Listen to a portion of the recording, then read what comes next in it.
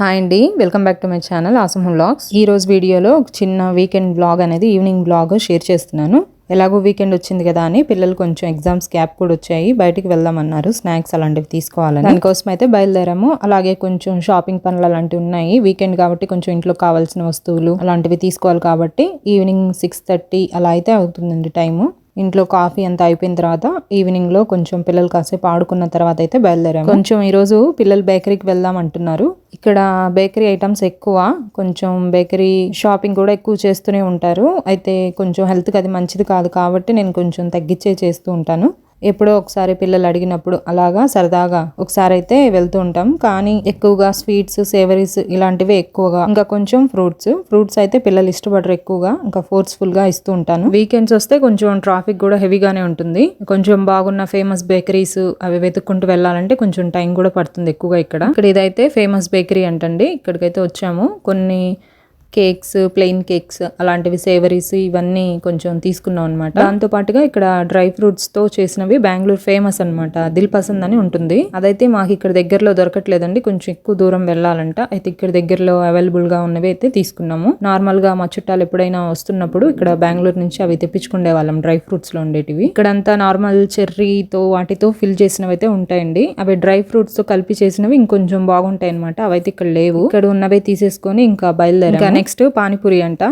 మా ఇంట్లో competitions, normal panipuri, Bangarupet panipuri అని చెప్పేసి. నాకైతే జాడీ పానీపూరి అని చెప్పేసి జాడీస్ లో ఉంటాయి అనమాట వాటర్, అవి ఇష్టము. ఇలాగా 3 types ఆఫ్ పానీపూరీస్ కావాలన్నమాట మాకు. అయితే ట్రాఫిక్ కూడా హెవీగా ఉంది కాబట్టి అందరం ఒక పానీపూరికే డిసైడ్ అయ్యాం, బంగారుపేట పానీపూరి టేస్ట్ చేయాలి. నేను సెలెక్ట్ చేసుకున్న పానీపూరి ఏంటంటే వాటర్ కొంచెం ట్రాన్స్పరెంట్ గా ఉంటాయి అనమాట. నార్మల్ మనం తాగే వాటర్ లాగే ఉంటాయి, అయితే స్పైసీగా ఉంటాయి. ఇక్కడ బెంగళూరు అంతా అదే ఫేమస్, బంగారుపేట పానీపూరి అని చెప్పేసి. అయితే పాప అని చెప్పేసి ఐస్ క్రీమ్ వరకు అయితే తీసేసుకుంది. మేము పానీపూరి అంతా కంప్లీట్ చేసుకున్న తర్వాత ఇలా జ్యూస్ తో అయితే ఎండ్ చేసాము. మ్యాంగో ఇంకా గ్రేప్ జ్యూసెస్ అయితే ఆర్డర్ చేసాము. ఇలా కొంచెం స్నాక్స్ ఇంకా జ్యూసెస్ తో ఈవినింగ్ కంప్లీట్ చేసేసుకొని డిన్నర్ కి అయితే ఇంటికి వెళ్ళాము. కొంచెం బయట కింద కమ్యూనిటీలోనే పిల్లలు ఆడుకోవాలన్నారు కాసేపు, ఇంకా టైం ఉంది కదా అని చెప్పి. ఇప్పుడే స్నాక్స్ అంతా కంప్లీట్ చేసుకున్నాం కాబట్టి డిన్నర్ కి ఇంకా కొంచెం టైం ఉందని చెప్పేసి కిందే కొంచెం గ్రాస్ వాక్ చేద్దామని ఇక్కడే ఉన్నాము. ఇక్కడ పిల్లలకి ఎగ్జామ్స్ అయితే కంప్లీట్ అయిపోయాయి. హైయర్ క్లాసెస్ కి మా బాబుకి 9th కంప్లీట్ అయిపోయి ఇప్పుడు 10th అనమాట. ఇప్పుడు క్లాసెస్ కూడా స్టార్ట్ అయ్యాయి, జరుగుతున్నాయి అనమాట ప్రెసెంట్. ఇంకా చిన్న క్లాసెస్ లో ఉన్న పిల్లలకి అయితే ఇప్పుడు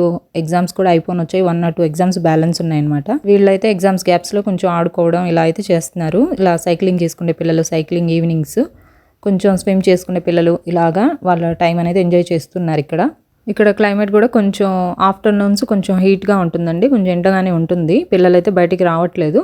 ఇంకా ఈవినింగ్ ఒక 4-5 నుంచి ఇంకా బయటే ఉంటున్నారు. ఇంకా ఈ సరౌండింగ్స్ అయితే ఇక్కడ అంతా యాంఫీ థియేటర్ అంటాము. ఈవినింగ్స్ మా ఫ్రెండ్స్ తో కానివ్వండి, మేము లేదా ఫ్యామిలీస్ అవి గ్యాదర్ అవ్వాలన్నా ఇక్కడ గ్యాదర్ అవుతూ ఉంటాము. ఇంకా టైం అయిపోయిందని చెప్పేసి పైకి వచ్చేసాము. ఇప్పుడు డిన్నర్ కోసం అయితే ప్రిపరేషన్ స్టార్ట్ చేశాను. కొంచెం బయటికి కూడా వెళ్ళొచ్చాం కదా అనేసి డిన్నర్ ఏం హెవీగా వద్దు, లైట్ గానే ఏదైనా టిఫిన్ చేద్దామన్నారు.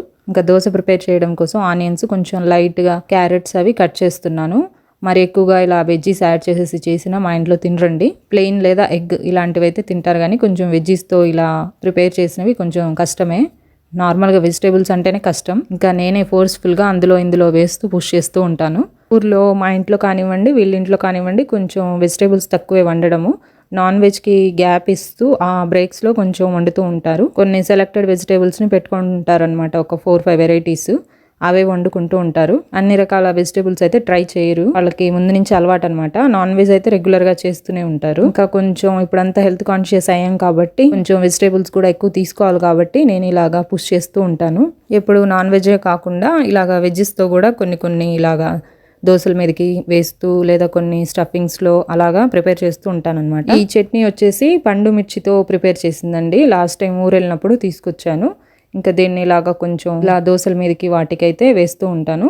నార్మల్గా అయితే రైస్లో కూడా తీసుకుంటూ ఉంటాము. ఎప్పుడైనా కూరగాయలు లేనప్పుడు లేదా అర్జెంట్గా వంట ప్రిపేర్ చేయాలన్నప్పుడు ఇలాంటివి కొన్ని చట్నీస్ ఉంటే బెటర్ కదా అనేసి ఫ్రిడ్జ్లో పెట్టేసి ఎప్పుడు కావాలంటే అప్పుడు తాలింపు పెడుతూ ఉంటాను. ఆమ్లెట్ లేదా చికెన్ ఫ్రై అలాంటితో పెట్టేస్తూ ఉంటాను అనమాట. అయితే నార్మల్గా దోశల మీదకి ఇలా పైన టాపింగ్ కోసము ఆనియన్ చట్నీ ఒకటి ప్రిపేర్ చేస్తూ ఉంటాను. ఇప్పుడు టైం లేదు కదా, డిన్నర్ టైం కూడా దాటుతుంది అనేసి ఈ చట్నీతోనే ఇలాగా ప్రిపేర్ చేస్తున్నాను. ఆ దోశలు ప్రిపేర్ చేసిన తర్వాత దీనికి చట్నీ అయితే నార్మల్గా గ్రౌండ్ నట్ చట్నీ అదైతే ప్రిపేర్ చేశాను. ఈ టాపింగ్ కోసం అయితే ఎప్పుడు ఆనియన్ చట్నీ ప్రిపేర్ చేస్తానండి. ఇప్పుడు టైం లేదు కాబట్టి ఇంట్లో ఉన్న చట్నీతోని ఇలా మేనేజ్ చేస్తూ ఉన్నాను అనమాట.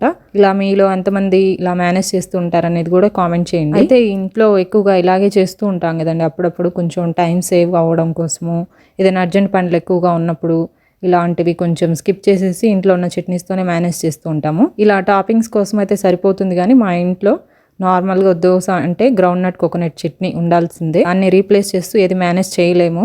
అదొక్కటి ఎలాగో అలాగో ఓపిక చేసేసుకొని ప్రిపేర్ చేస్తూ ఉంటాను. కొంతమంది ఆ చట్నీని స్కిప్ చేసేసి ఏదైనా టమోటా చట్నీ లేకపోతే ఇంట్లో ఉన్న మామిడికాయ చట్నీ అలాంటితో మేనేజ్ చేస్తూ ఉంటారు కదా. మా ఇంట్లో అది కుదరదండి. దోశ అంటే దానికి combination groundnut coconut chutney ఉండాల్సిందే. అది ఫార్ములా అనమాట మా ఇంట్లో. ఆ చట్నీని స్కిప్ చేసి ఏ చట్నీ చేసినా కూడా తినరు. అందుకోసం ఇడ్లీ దోశ అయితే కంపల్సరీగా groundnut coconut chutney prepare చేయాల్సిందే. అయితే ఇలా ఒకసారి మీరు కూడా ట్రై చేసి చూడండి, చాలా బాగుంటుంది. పండు మిర్చి సీజన్స్లో పెట్టుకుంటూ ఉంటాం కదా చట్నీని, దాంతో కొంచెం ఆనియన్స్ క్యారెట్స్ ఇలాగా దోశ మీదకి టాపింగ్ లాగా వేసేసుకొని, ఇంకా ఈవినింగ్స్ కాబట్టి మరి ఎక్కువ హెవీ ఆయిల్ కూడా వేయకుండా లైట్ ఆయిల్తోని ఇలాగా ఫ్రై చేస్తున్నాను. ఆనియన్స్ క్యారెట్స్ ఎక్కువ వేసినా తినరండి, ఎందుకని కొంచెం లైట్గానే వేస్తున్నాను. పిల్లలకైతే ఇలాగా చిన్న సైజులో తప్పల్లాగా వేసిచ్చాను. ఇదండి ఇవాళ వీడియో. మెయిన్ చేసిన చిన్న షాపింగ్స్తో చిన్న వీకెండ్ బ్లాగ్ అనమాట. ఈ వీడియో నచ్చితే లైక్ చేయండి, షేర్ చేయండి, సబ్స్క్రైబ్ చేయండి, బెల్ బటన్ని ప్రెస్ చేయండి. Stay healthy and happy. Bye అండి.